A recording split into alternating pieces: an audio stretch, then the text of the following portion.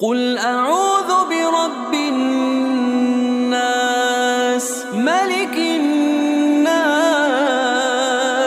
إله الناس من شر الوسواس الخناس الذي يوسوس في صدور